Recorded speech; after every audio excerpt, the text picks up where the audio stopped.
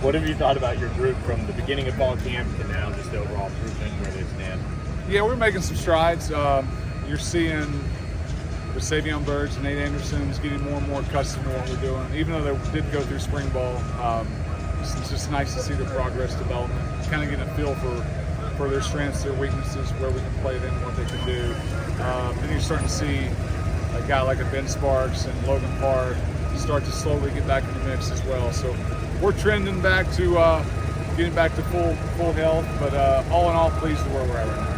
You mentioned Savion about his consistency, that was an area you want to see him grow. I know it's only been a couple of weeks, but have you started to see that develop? We have, and he's been at the guard position, which I think is a more natural spot for him. We tried to force the tackle some, and if we need to, we'll play him at tackle if we need to. The good news is he went through a whole spring ball tackle. He's done the majority of this camp at guard. So all in all, we feel like he's a guy and a piece that we can use in a lot of different ways. With Nate playing out at right tackle, what went into that decision, and then just what did you see from Andrew when he was in there early in fall camp? Yeah, the biggest thing with Nate, we just saw a guy who had an attitude and a mindset and a work ethic to where we had to find a way for him to play. And it just so happened to be that was what he played in high school. And sometimes you look at him and you say, well, he looks like he's more of a center guard body. He may be, but he may feel more comfortable tackle. And we bumped him out there. It has been a transition for him, but we've seen steady improvement day by day. With Andrew, we still have a small sample size of what we've seen. The thing we can go back on is the success he did have at Arkansas. To see that film. But also with him, as he played left tackle at Arkansas, we had him at right tackle. So we were able to start cross-training that as well. Because we're going to need them all throughout the season, and we're going to find ways to try and play them all. What were the takeaways from the scrimmage last week, and did it give you any sort of clarity about what's going on? I mean, scrimmage more so just kind of see how guys react without us right behind them telling them what to do. We kind of knew what we had and didn't have going into it. Kind of felt the same way after. That didn't really change a whole lot of opinions, but I feel confident with this group moving forward. How much improvement have you seen from PJ, and what has he meant to this offensive line? Yeah, I think PJ's probably the guy that's had the most consistent, best camp of anyone in the group. Can't really remember the last time he lost a one-on-one rep, to be honest with you. His jump from last fall to spring ball and then now to August camp has been really, really fun to watch.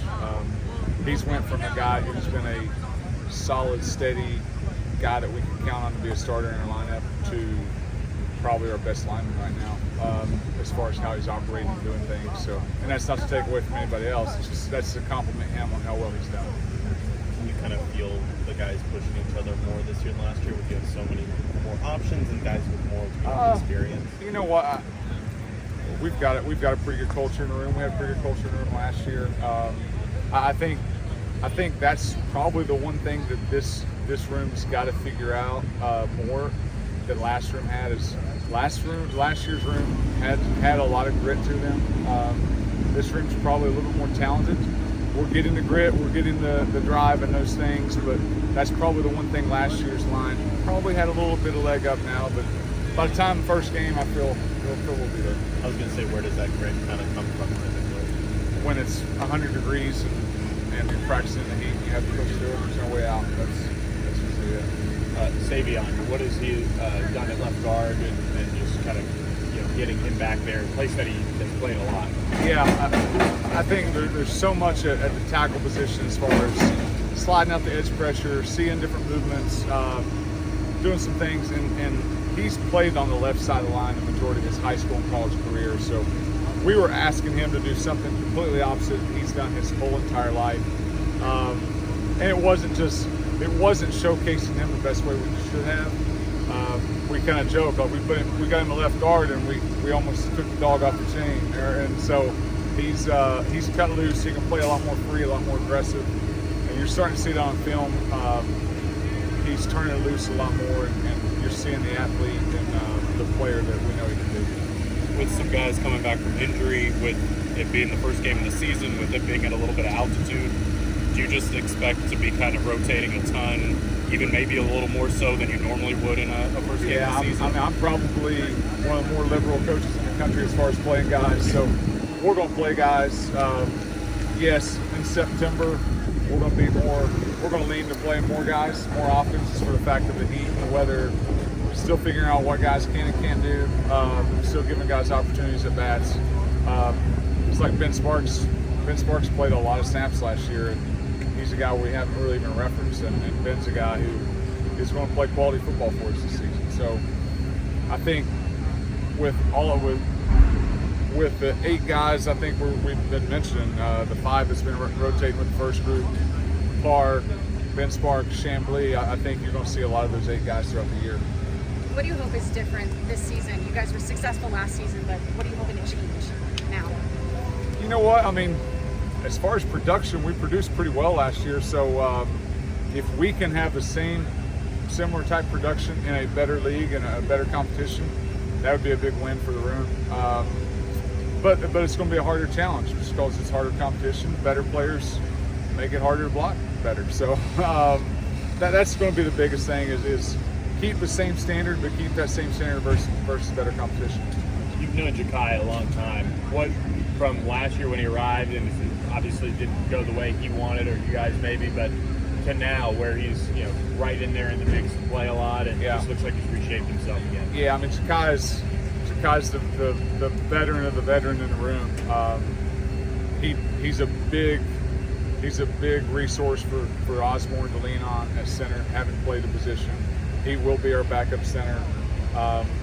He's a guy that is just so steady and reliable, and you know what you're getting every single day. And he's got a great feel for football. Doesn't have wasted movements. Great communicator. I mean, can't say enough about Ja'Kai, about what he's a guy that is really, really talented, really, really athletic, all those things. But he also has a quality of making the guys around him a lot better. And then Justin, he got a little bit of buzz with the Remington, getting maybe a little bit of preseason buzz. I mean, it's taken this long for us to talk about him with you, but he was your top guy last year. Yeah, I mean, and I reference PJ being so well. It's almost, you reference PJ being so well, but it's almost assumed that Justin Osborne is going to be one of your best guys. He's a professional in the way he goes about his business. Works hard. It's been cool to see his growth the last 3 years, just from a maturity standpoint. And he's really embraced the center role, done a nice job with it.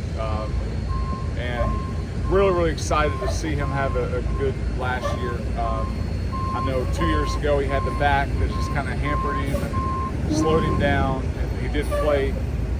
He had a couple of games where he was phenomenal, but all in all didn't play to his standards because his back was sore.